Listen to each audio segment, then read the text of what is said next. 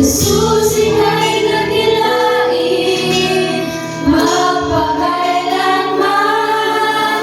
Nalalaman isang pupuri, luwalhati at pagsamba.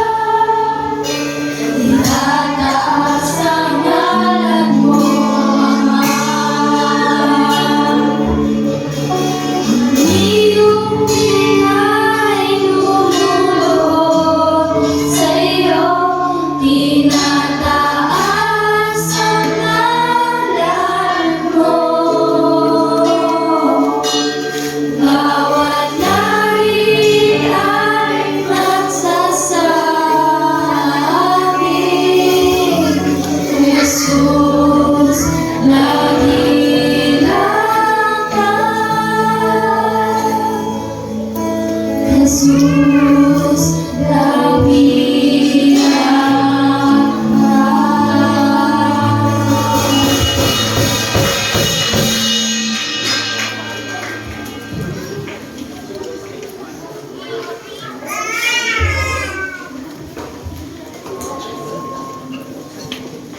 Sa gitna ng paghihirap, kay Yahweh ay dumadalangin. Panginoon, ako'y dinggin kapag ako'y tumatagpo. Dinggin mo ang pagtawag ko at paghingilan ng tulong. Kung ikaw ay may talaan nitong aming kasalan, lahat kami ay tatanggap ng hatol mong nakalaan. Ngunit iyong pinatawad, kasalanan ay hindi mo. Pinatawad mo nga kami upang sa iyo ay matakot. Sabik akong naghihintay, O Yahweh, sa iyong tugon. Pagkat ako'y may tiwala sa pangako mo. Atin pong awitin ang may tupis din.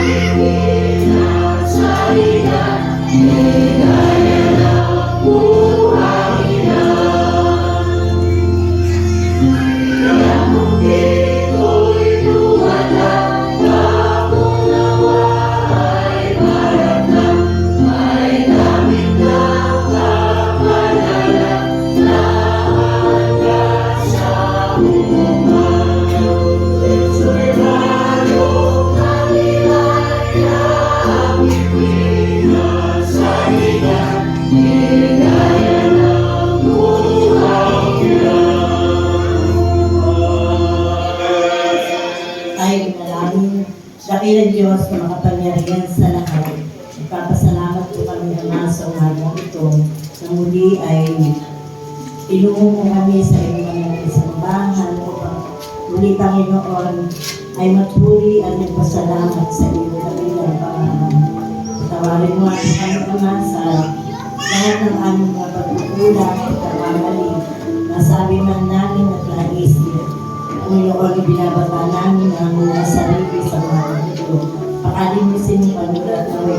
Maging karapat dapat kami sa oras na ito. Sa aming pagsamo, Panginoon, ilalapit namin sa iyo ang mga anak na gagamitin upang patuloy na magdala ng banal na salita. At nawa, Panginoon, ay maging pagkain namin ito at kalakasan ng salita na maririnig namin hindi pamuhay sa araw-araw namin pamuhay. Pangunahan po kami at palagi sa pangalan ni Jesus. Amen.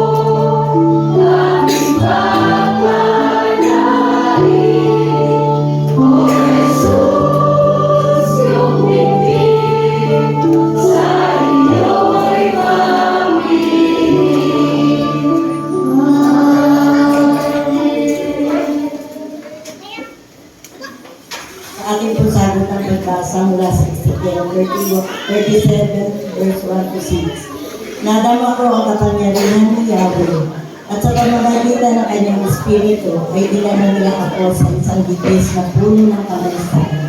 Inilibot niya ako sa lugar ng puno ng mga kalansay na tuyong-tuyungan. Tinanong niya ako, "Sige, anak ng tao, palagay mo ba ay maaari kang mabuhay ang mga kalansay na ito?"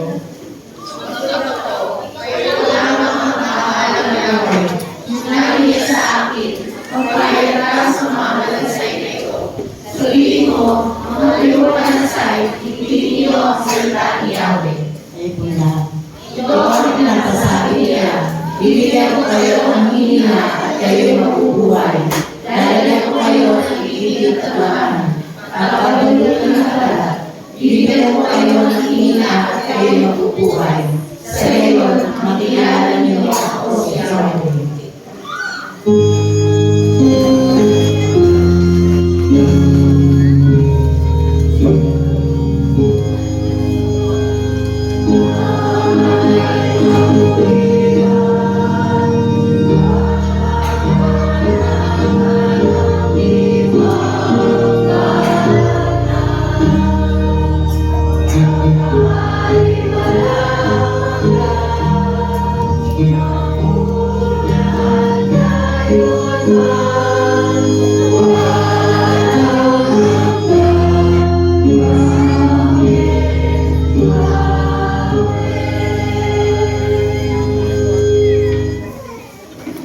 Ating pumarinig ang mensahe ng awit na gawin ng mga bata.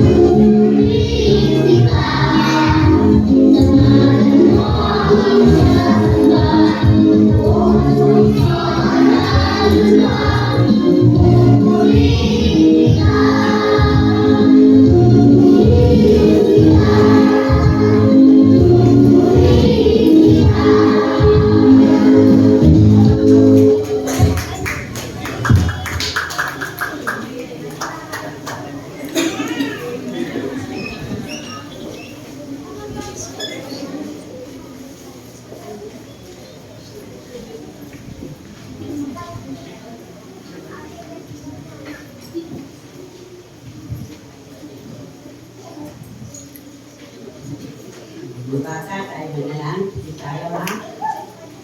Aming Panginoon, aming Diyos, magpapalangan sa lahat, ang sama, ang pagligtas.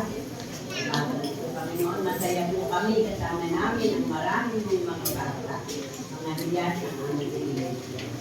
Dalangin namin, Panginoon, at kanilang paglabilog nilang malimutan ang magpulong sa iyo.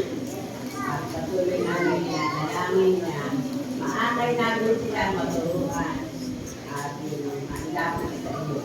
Kung sa kanilang paglaki ay hindi nila malimutan, ang Diyos ingasa doon at pagpalain ang kanilang paglamuyan. Lalo nilang matabang pagmamahal ng pagpapit at pagpapala. So, ang aming dalangin sa pangalan mo. Amen.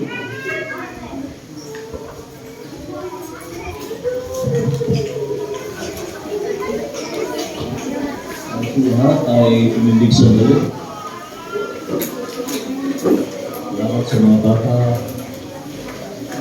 Sa mga sulat ni Dr. Lucas, ang talata 18, talata 1 hanggang 8, ang byuda at ang bukong. Isinalaysay ni Jesus ang isang talinghaga upang ituro sa kanila na dapat silang laging manalangin at huwag mawala ng pag-asa. Sinabi niya, sa isang lungsod ay may isang bukong na walang takot sa Diyos at walang iginagalang na tao. Sa lungsod din iyon ay may isang byuda.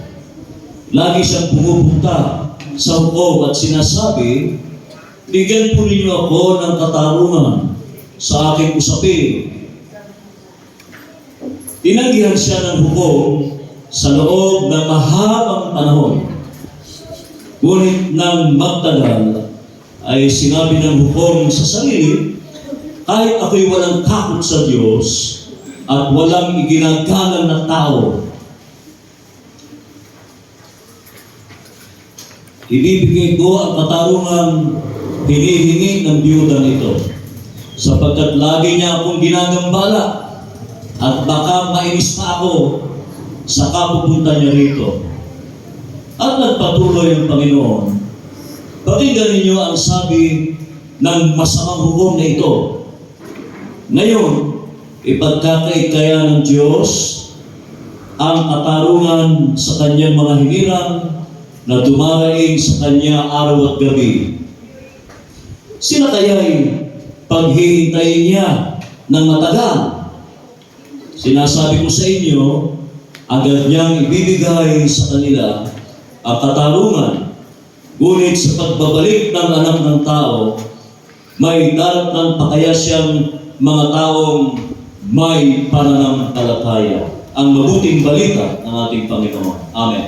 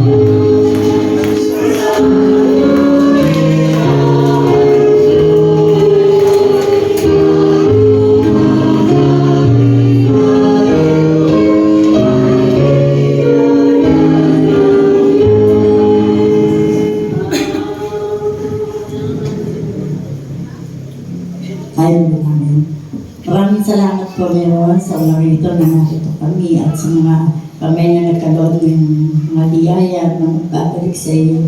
Nawag ko yung maraming namin ito sa aming ikalalago ng iyong samahan at patuloy Panginoon ay bless mo po. In Jesus' name, Amen.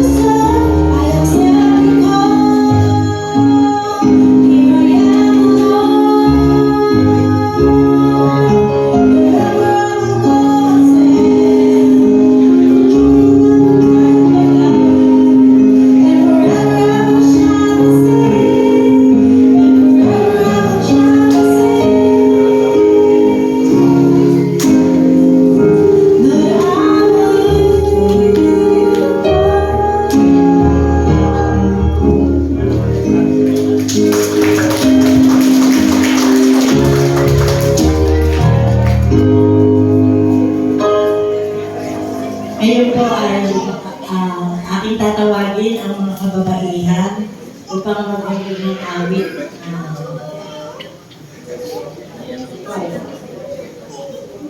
Lahat po na kababaihan.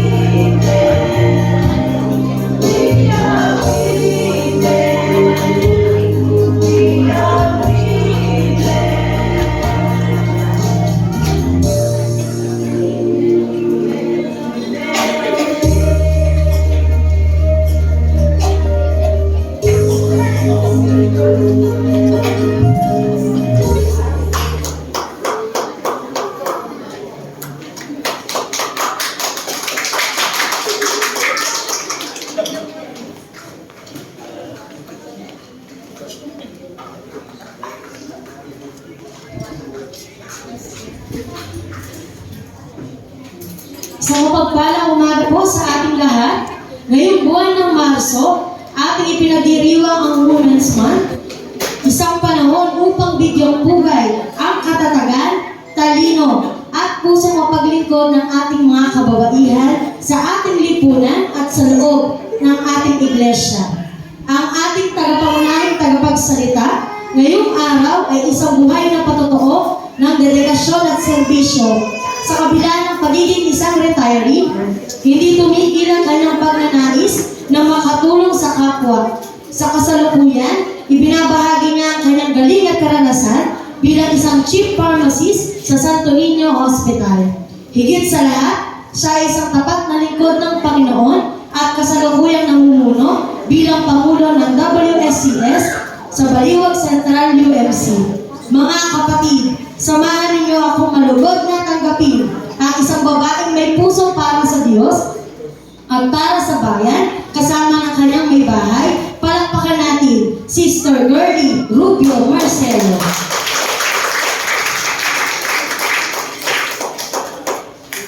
Okay, leader. Nung binigyan sa yung ating sabi ko lang sa isang veterano at gusto ko yung nagtatrabaho as pharmacist sa hospital. Nakakaba naman ang puso yung pakilala ng ating lay leader. Maraming salamat po. Okay po. Kala ko po nasa Tagaytay kami nag-asawa. Napakalaki po pala sa loob na iglesia nito. Dami, 21. Sa Buso Central po 16 na, mainit pa rin. Kasi po, ang aircon namin ay 2 lang. Kayo po 4. Yan. Napakabuti ng Panginoon, nung kami po ay papunta dito, sabi ko, this is our 3rd time na papunta dito. Una po, ay si Chap, ang manggagawa dito, si Chap Pahato, and yung pangalawa, si Pastor Beth Alalpon. And ngayon po, ito po yung pangatlo namin pagpunta dito at namangha po ako dahil laki po na improvement. Mabuhay po ang Linaon UMC. Kanina po, ganun po talaga kalakas yung boses ni Pastor. Ano po ba? Opo, sabi ko dapat pala lakasan ko din. Para hindi ako tulugan ng mga kaanib. Okay, sige po.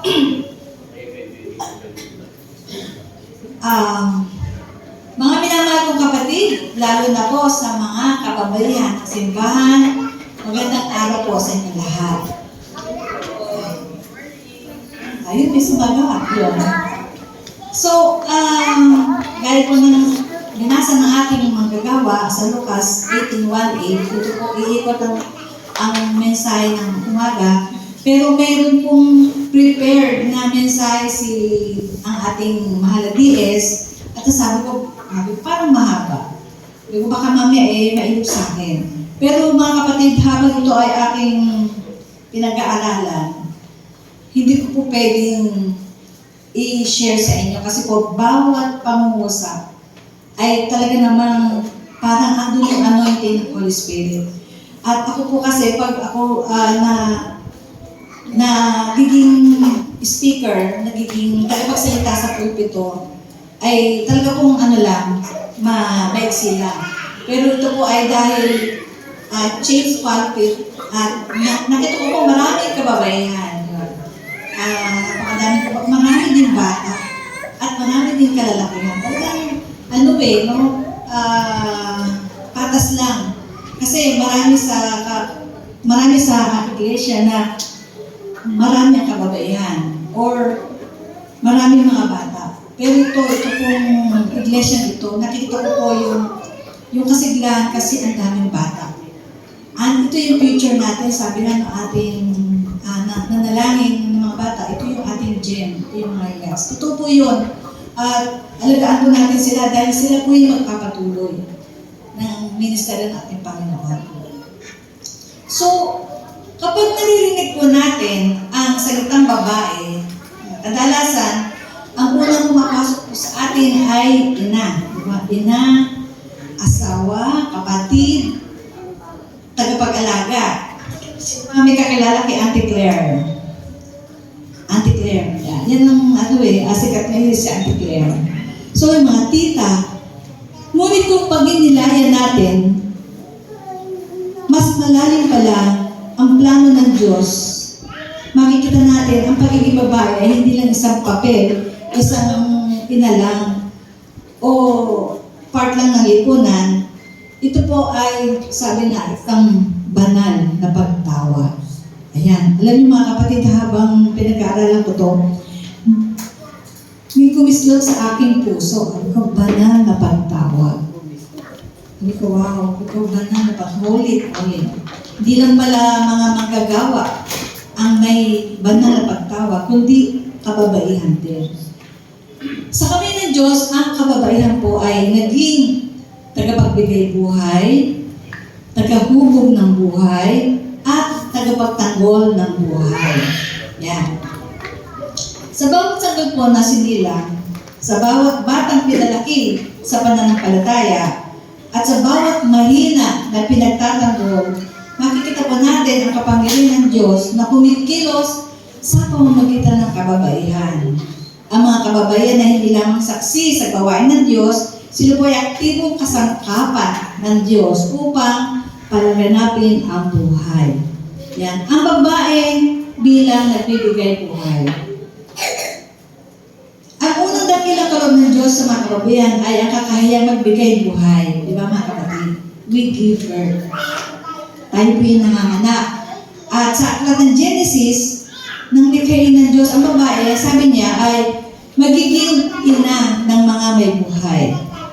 Ang mga kababaihan ay nagbibigay buhay sa maraming paraan. Saan po? Nagbibigay buhay po tayo sa pamamagitan ng pag-aaruga, sa pamamagitan ng pag-ibig, at nagbibigay buhay sa pamamagitan ng prayer, ng panalangin. Marami po sa atin, ang unang natutong magdasal ay dahil sa isang nanay. Tayo po yung unang nagtuturo sa mga bata. Lola na nagtuturo na lumuhod kapag araw ng linggo, manalangin kapag gumising, bago matulog, at bago tumanggap ng pagkain. Marami pong pananampalataya, hindi po nag-start sa pulpit. Yan, tandaan po natin. Hindi, maraming believer, maraming Kristiyano, hindi po nag-start kanilang pananampalataya. Hindi sa pakikinig sa pulpit. Ito po ay sa kandungan ng isang ina. Sa maraming tahanan, ang babae ang unang nagturo kung sino ang Diyos. Kapag ang isang ina ay nagtuturo sa kanyang anak na magdasal, kapag ang isang lola ay nagbabasa ng Biblia sa kanyang apo, kapag ang isang babae nagtatanim ng pag-ibig sa puso ng pamilya, siya po ay nagiging daluyan na nagmumula sa Diyos. Ganun po tayo mga kapatid, mga kababaihan. Diba? Tayo yung first teacher ng ating mga anak. Tayo po ang unang guro. So, yun po yung sinasabi natin na tagapagbigay ng buhay. Number 2, ang babae bilang humubog ng buhay. Kapatid, again maiksi lang po ito, kaya nais ko po ang inyong tenga, no? Maiksi lang po ito. At ako po ay identified na maiksi magmensahe. Ang babae bilang humuhubog ng buhay. Yan, humuhubog ng buhay. Hindi lang po nagbibigay buhay ang kababaihan, hinuhubog din nila ang buhay. Tayo ang humuhubog, tayo ang nagmumold sa buhay. Ang isang bata ay parang malambot na luwad, at ang unang kamay na humuhubog sa kanya ay kadalasan kamay ng isang babae. Yan. Ang kababaihan ay madalas nagtuturo kung ano ang tama at mali, kung ano ang mabuti, at kung paano magmalasakit sa kapwa. Iyan po ang kadalasang kulang sa mga kabataan ngayon. Wala silang EQ, IQ, ang tataas ng IQ pero walang EQ. Nandun ang papel ng mga nanay, mga ate, mga tita, yung paghubog sa mga batang ito. Ang matibay na karakter ng isang tao ay hindi tao ay madalas nagsisimula sa tahanan. Sa isang ina na nagtuturo ng katapatan, sa isang lola na nagtuturo ng tiyaga, at sa isang guro ng Sunday School na nagtuturo ng pag-ibig ng Diyos. Mga kapatid, palakpakan natin yung Sunday School teacher. Ang daming bata, congratulations, ang daming bata. Sa amin po kasi, pag mga ganitong ordinaryong araw, madami na po yung 10. Nabinilang po, ang dami. Ang dami. At yun po ay mga kapupa namin, ako ng mga miyembro. Ito po, naniniwala ako, hindi ito, ang mga magulang nito ay hindi ito, mga non-member. I don't know, pero palagay ko, ganun po, Ang daming bata. Sabi ko, buhay na buhay ang inahang UMC.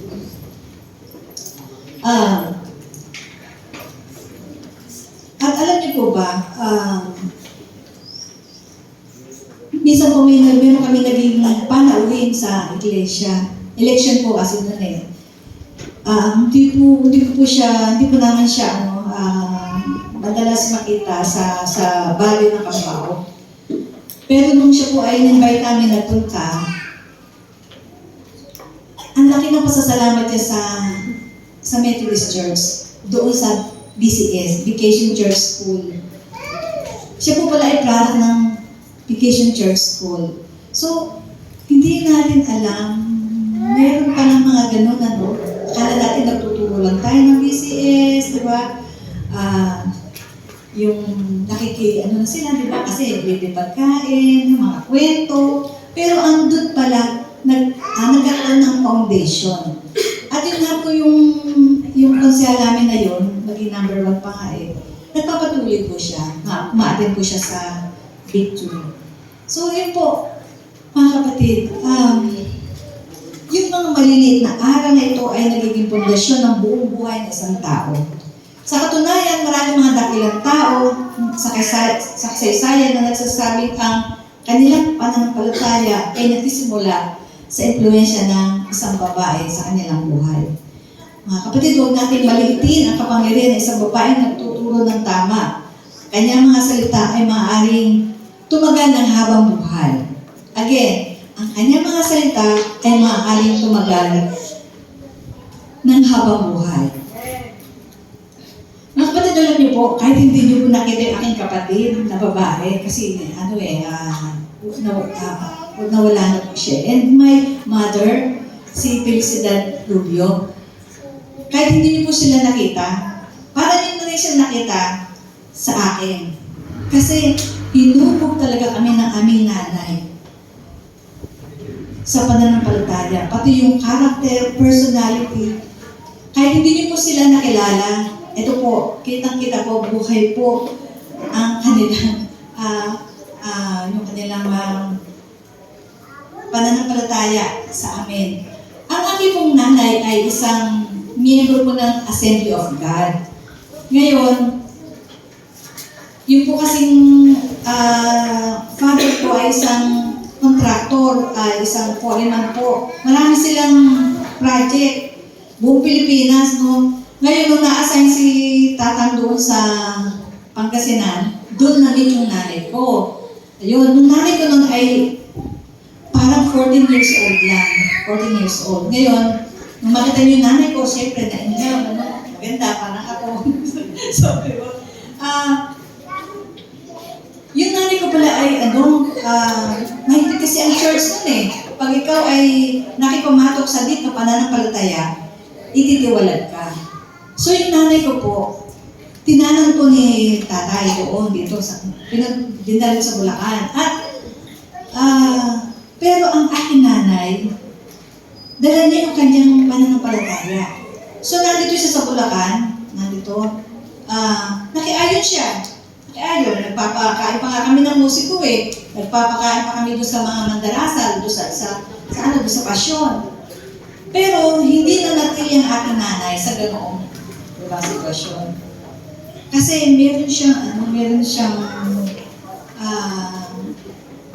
nakatanim na tunay na pananampalataya. Hanggang sa dumating po na ang unang pong nakakilala sa amin, yun din ate ko.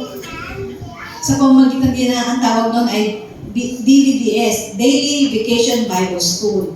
Ayan, unang nakakilala, ang unang kinuha ng nanay ko ay yung ate ko. Yun ang sunod na. Ate ko, kuya ko, dito ko, ako, bunso yung si Pastor Nelson, kapatid ko si Pastor Nelson. Ayun po, hanggang sa buong pamilya ko na ipasok ko sa iglesia. Na, dati kami po ay Evangelists for Christ, na naging Methodist, Yemelit, tapos naging Methodist. So, mga kapatid, andun yung persistence, di ba? Na kahit nalayo, natiwalagan ang aking nanay sa church, ano pa rin, taglay pa rin niya, no? Yung kanyang pananampalataya. Ganun po ang kababaihan. Talagang fighter, no? At number 3 po, so ang una po, tayo po ay nagbibigay buhay, tagagulong ng buhay, at last po, ang babae bilang nagtatanggol ng buhay. So sa Biblia, makikita rin natin na ang kababaihan ay hindi lang mahinahon. Yan. Dati, mahinahon, mahina ang mga kababaihan, mapag-uruga, sila rin po ay matapang na tagapagtanggol ng buhay. Sa Exodo, mga kapatid, may dalawang komadrona na nagngangalang Shipra at Pua. Inuutos ng Paraon na patayin lahat yung mga sanggol na lalaki. Lalaking sanggol ng mga Hebreo. Ito isang utos ng kamatayan. Patayin daw lahat yung mga sanggol na lalaki kasi dumadami mga Hebreo ang ginawang paraan ng Paraon ay patayin lahat ang mga sanggol na lalaki.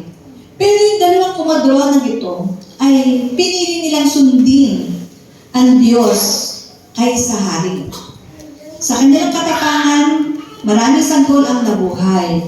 Ito ay paalala sa atin na mga kababayan ay mahalagang papel sa pagtanggol sa buhay ng mga mahihina. Si Moises, mga kapatid, kasama sa kwento. Si Moises talagang itinago ng kanyang nanay, ng kanyang mamagulang. Pero nung 3 months na si Moises, hindi na nila kaya itago. Ang ginawa nila, nilagay nila sa basket, no? Si Moises. At pinaanod. Pero yung kapatid na babae din, si Miriam, hindi niya, sinubaybayan niya si Moises. Tapos nung makita niya na nakita nung anak ng Paraon na nakikiliwan, sabi niya, lumapit si Miriam na, gusto niyo po ba, hanapin ko siya na tagapag-alaga. Yun. And the story nga ay, ang nag-alaga ay mismo yung nanay ni Moises. So yun po, tagapagtanggol po tayo ng buhay ng mahigpit. Sa ating panahon ngayon, marami po ang nangangailangan tagapagtanggol. Yan, mga kapatid, totoo po yun, mga bata na nangangailangan ng pag-alaga, mga mahihirap na nangangailangan ng tulong, mga may sakit na nangangailangan ng pag-asa, mga ulila at balo na nangangailangan ng pamilya. Mga taong hindi naririnig ang boses, ang mga kumakapit sa patalim para mabuhay, at madalas ang unang tumutubon sa kanilang pangangailangan ay mga kababaihan. Pinagtatanggol ng kababaihan ang buhay na mahalaga sa Diyos. Yan, mga kapatid. So, tagapagtanggol ng buhay, umububog ng buhay, at tagapagtanggol ng buhay. Ngayon, mga kapatid, introduction lang po yung sinasabi ko. Pupunta po tayo sa Lucas 8:1-8. Willing po ba kayo? Alam ko po 10:30 dapat tapos na Willing po ba? Sino pong willing na maiwan? Mag-start na lang po ako ng message. Lucas pala yan. Lucas 8:1-8. Okay? Hindi po ako nabibiro. Willing po ba kayo mag-stay? Okay. Thank you po. So, mga kapatid, ang babaeng nagpapatuloy, the persistent widow, balo. Sa parabola ni Jesus, tungkol sa bali na mapili, makikita natin ang isa pang katangian ng kababaihan ay ano? Pagtitiyaga. Pagtitiyaga. Ang balo ay walang kapangyarihan sa lipunan, ngunit hindi siya tumigil sa paghahanap ng katarungan. Paulit-ulit siyang lumapit sa hukom hanggang sa siya ay pakinggan. Ang kanyang kwento ay paalala sa atin na ang kababaihan ay may lakas na loob. Magpatuloy kahit mahirap. Tama po ba? Nagpapatuloy tayo kahit mahirap. Ang pagtitiyaga nito ay isang makapangyarihang patotoo ng pananampalataya. Ito po ay manifestation, reflection ng ating strong faith. Sa ating application sa pang-araw-araw na buhay, mga kapatid, hindi lang po mga kababaihan, UMM, mga bata, MAYAP, and UMYF. Pray always and never give up. Amen? Pray always and never give up. Marami po akong karanasan. No? Kung kwento ko po sa iyo, baka alas 2 tayo na ako natapos. Pero, nais ko pong i-message mo, pray always and never give up. Be consistent lang po. Just like yung widow. Consistent siya. Persistent siya. Be consistent. Dasal lang ng dasal. Kahit short lang. Magdasal po tayo. Maging matyaga tayo sa pagdasal. So, number 1, be consistent and be persistent. Number 2, be trusting. Tiwala lang, mga kapatid. Tiwala lang. Kapit lang. God's timing is perfect. Tiwala lang. And number 3, be hopeful. Umasa tayo. Prayer keeps alive. At sabi nga nung mga millennials, huwag kang nega. Huwag tayong nega. Lagi tayong mag-hope for the best. Yan. And meron pong simple practice. Pag ikaw po ay, alam ko po ang bawat isa, may mga panalangin tayo, meron po tayong ninanais. Meron po tayong hinihiling sa Panginoon na hanggang ngayon ay wala pang kasagutan. Remember the widow, mga kapatid. Ito po, ganun po gawin natin. Mag-post po tayo. Yan, kung gusto niyo po sa closed door. Or basta yung kayo lang po. Gusto kayo ni Lord and hihingong sa Kanya. Whisper. Whisper to God what's in your heart. Mga kapatid, ibulong mo sa Panginoon. Ibulong mo kay Lord and He listens. Nakikinig po siya. May mga panalangin tayong hanggang ngayon ay wala pang kasagutan. Ito po ay dahil hindi niya tayo mahal. Ito'y mas nakikita niya yung bigger picture. Alam niyo po ba, kung kailan siya tahimik at ikaw naman ay inip na inip, doon siya gumagawa ng mga bagay na mas makabubuti sa iyo. Kamangha-mangha. Okay, mga kapatid, keep on praying. Alalahanin natin ang ating mensahe ngayon, Lucas 18:1-8. Ang mga kababaihan ay napakalalim na papel. Sila'y nagbibigay buhay, lumulubog at nagtatakot ng buhay. Sa bawat tahanan na pinupuno ng pag-ibig, sa bawat bata na tinuturuan ng pananampalataya, at sa bawat mahina na pinagtatanggol. Ang kaharian ng Diyos ay lumalapit sa ating mundo. Okay, mga kababaihan, ng naon, sa inyong mga kamay, inihandog, nulubog ang Diyos ang kinabukasan at pinagawang mainam ang mundo ng ating tirahan. Make it a better place. Sa Diyos po ang papuri.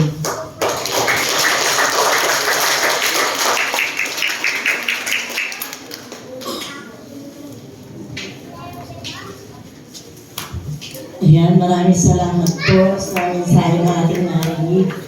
At ngayon po ay dadako tayo sa ipapahayag ng kabutihan ng Panginoon.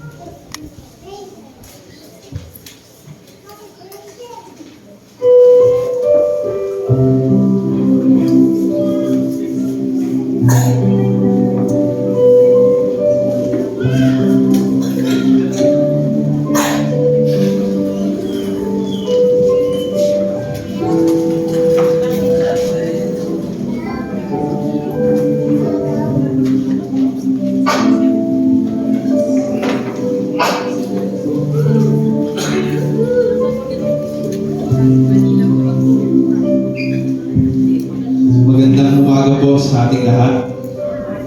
Hindi ko plano na tumayo. Siguro walang ibang tumatayo dahil para sa akin talaga.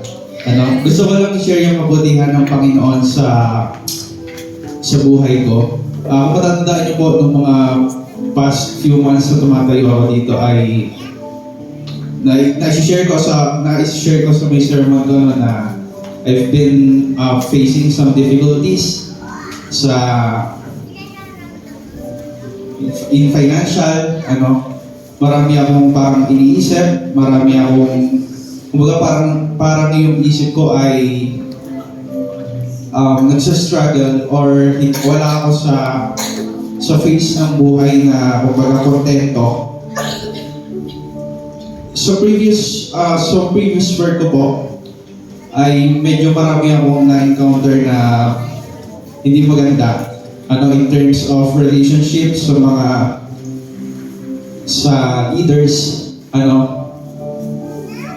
hindi ibig sabihin nun na pasaway akong trabahador. Meron lang talagang mga values. Meron akong mga values na sa tingin ko ay hindi na nagmamatch doon sa values nung leader ko, nung team leader ko. And that made me reflect for the past few months na tama pa ba na nag-stay ako dito sa trabaho na to, knowing na yung isip ko, kumbaga, hindi, andun yung saya, pero hindi na yung saya at saka yung excitement. Malayo na sa saya at excitement na nararanasan ko nung bago-bago pa ako sa work ko. So, nangyari yung mga bagay na to, around January or February, tuloy-tuloy yun na nakikita ko na yung management is hindi na talaga siya nagmamatch dun sa mga values or dun sa mga core values na sinasabi nila. Sa team namin ay isa-isa nang nawala. Before ako mag-resign, merong 2 umalis. And nung mid of February, I've been praying to the Lord na ipakita niya sa akin or magbigay siya sa akin ng mga signs kung dapat pa ba ako mag-stay dito sa trabaho na to.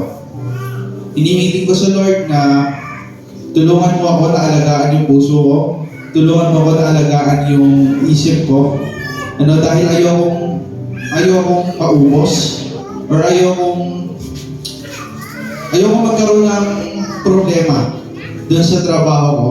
And I've been praying to the Lord na kung gusto mo ako mag-stay dito, sana ay makakita ko ng changes dun sa management. Pero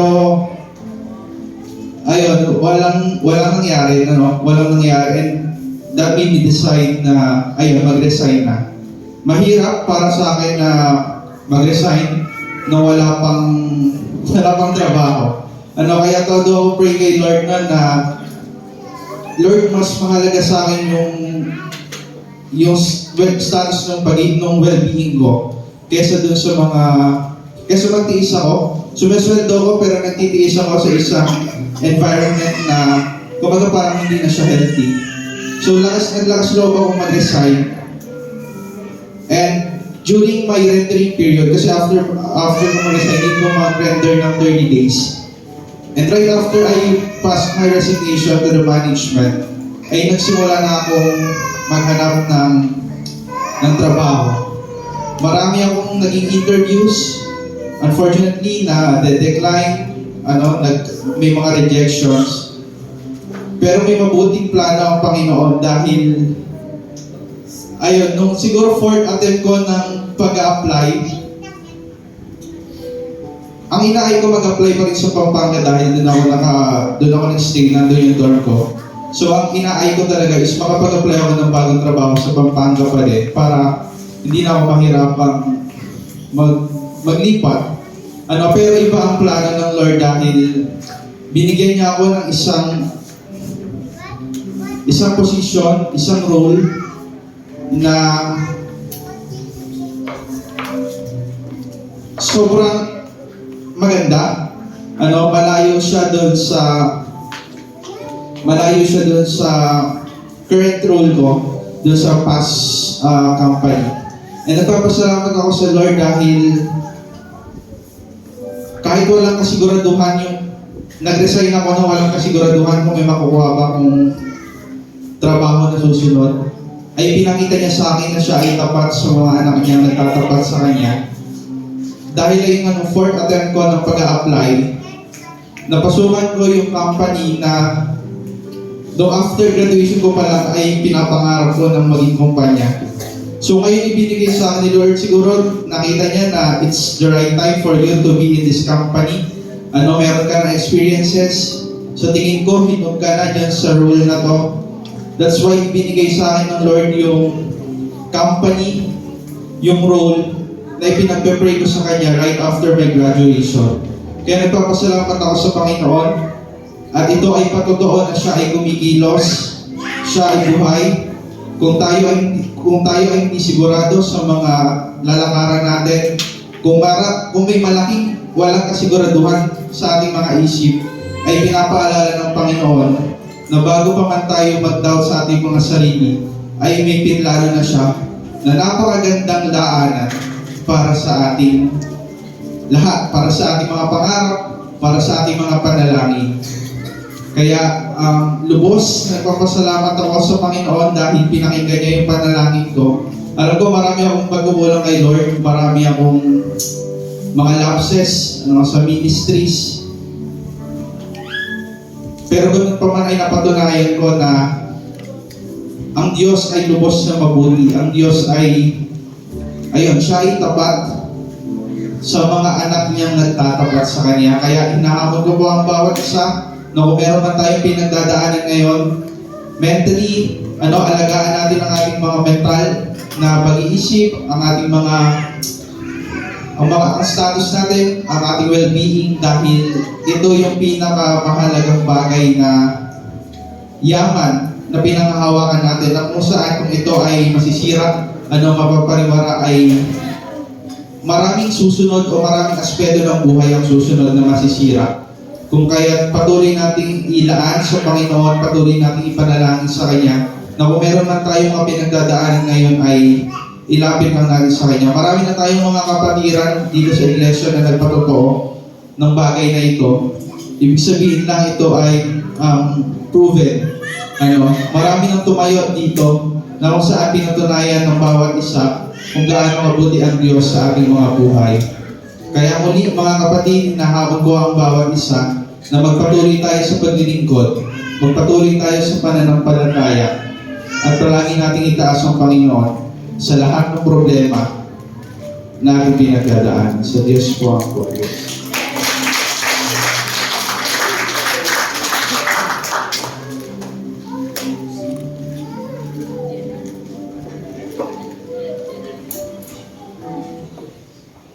Wala na po ay abitin po natin ang klaseng gabi ang sa ating kasalanan at magdamag.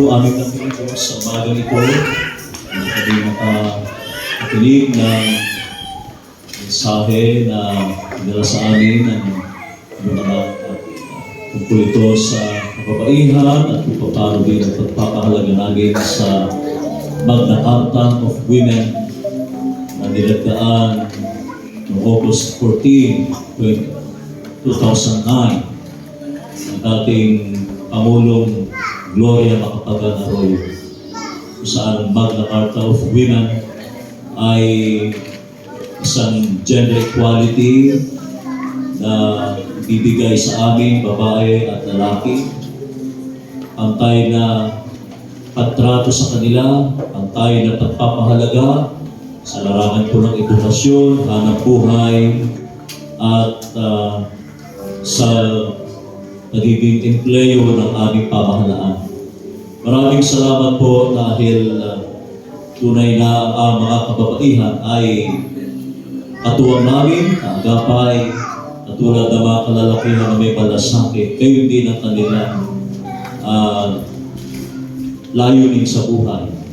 Sapagkat sila mga kababaihan na isa sa mga nagtataguyod, hindi lamang ng iglesia, kundi ng katarungan. Salamat po at huwag namin baliwalain, lalo ng aming mga mahal na ina, siyang nagluwala sa amin, educator namin, at bigyan namin ng mataas na respeto ang aming mga nanay, ang mga kababaihan na ito. Dahil tunay na hindi lamang sila mga mananampalataya, kundi haligi na ng pananampalataya na tuturo sa amin. Maraming salamat po ng ilang Diyos. Alagigit ang mensahero mo na iyong isinugo sa bagong ito, siya bilang isang nanay, bilang isang haligi ng iglesia ang kanyang pinabibilangan. Ngayon din ang kanyang kabiyak, salamat po at lagi niyo silang pagpupulin bilang isa, bilang mag-asawa sa inyong minamahal na iglesia.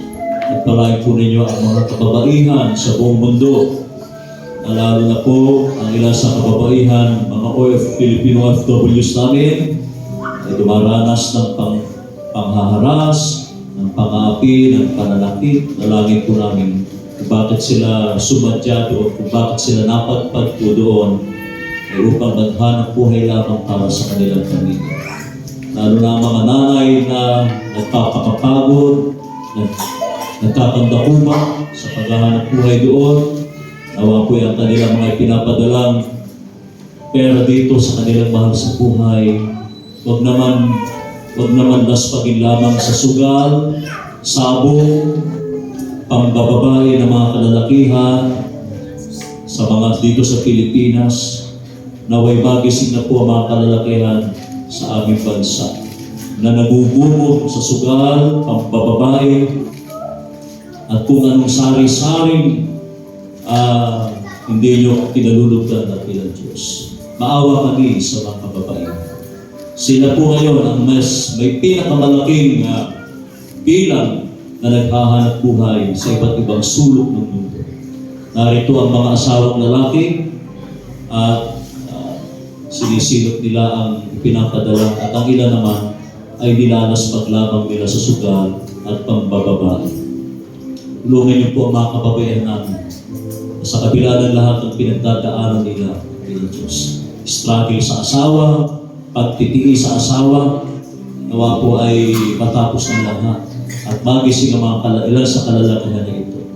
Ganun na lamang ang pagod, sakripisyo at pagtitiis, pagluha ng mga kababaihan na ito. Mahal po namin ang mga kababaihan. Binigay niyo sa amin sa magitan ng dating Pangulo Macapagal Arroyo ang Magna Carta of Women noong August 14, 2009 upang tratuhin namin ng maayos ang mga kababaihan. Salamat po, Diyos. Ito po ang aming sawat na langin sa makapangyarihang pangalan ni Jesus. Amen.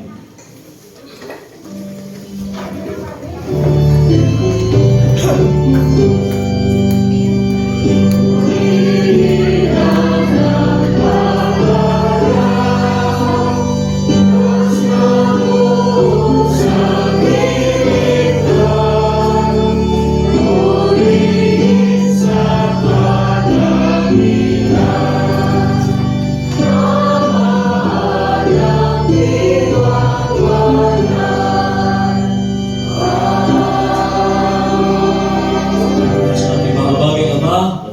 tayong samahan at pagpalain, pagkaisahin, hindi lamang ang kanyang pagdalikha sa mga lalakihan, kundi binigyan niya ng isang katuwang ang mga kababaihan upang ating pagtulong-tulungan at pagmalasakitan ng buong sanlibutan. Samahan tayo sa patuloy na pagliligtas ng ating Panginoong Kristo at ang kaaliwan ng kanyang banal na Espiritu Santo mula ngayon at magpakailanman. Amen.